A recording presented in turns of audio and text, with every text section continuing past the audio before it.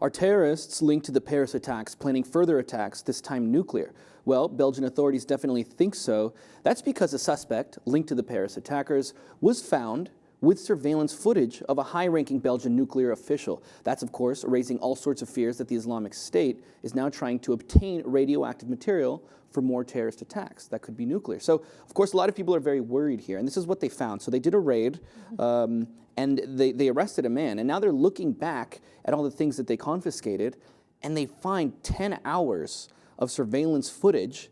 He's apparently watching a high-ranking nuclear official, and they were filming his house, trying to see what time of day he was coming in so that they could probably kidnap him, right, and then try to get him to give up some radioactive materials to build a dirty bomb.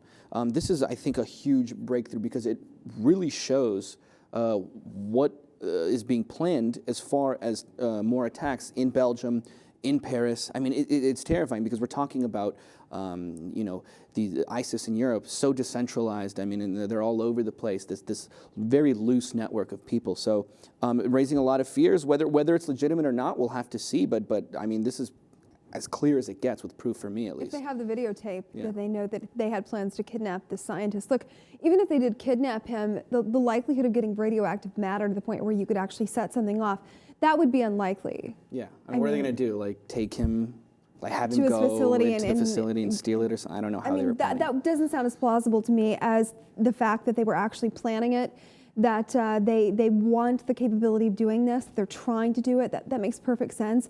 But how far they are in that plan, I mean, this looks like... I think they stopped it in its infancy, and I think it's good that we're shedding light on this now so they can ramp up their security at these facilities. I mean, the Ministry of Defense did say that that there was a clear threat to this one person in question, but to the facility itself, none.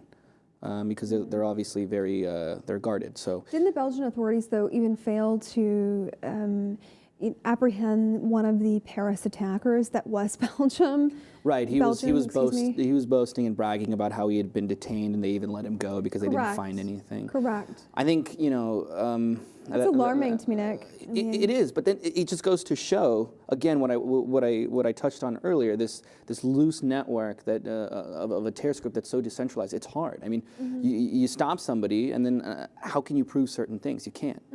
You know, so not to put a slap on anybody living in Belgium, because you know I went to Brussels. I did a report in Brussels. Very wonderful people, but at the same time, you know, the apparatus of their security really in the wake of Paris. They might want to rethink some things. Well, Paris is still under a state of emergency. Belgium has definitely stepped up police forces in the cities. So the main worry here basically is the panic and the fear, right, that would spread around. You know, if worst case scenario, there was a dirty bomb to go off in an urban area, for example, in Europe. I mean, this stuff poses threats to humans, not like short-term causes of harm. I'm talking like lifelong sustaining injuries, to unborn children. To unborn children, to the next generation. Yeah, and it's very expensive to do these kinds of cleanups too, to get rid of this kind of stuff. So it's a freaky thought. But thankfully, I mean, they got on it right in the beginning. And this also comes, you know, just the other day I was reporting about how all this radioactive material belonging to the U.S. has just gone missing in Iraq.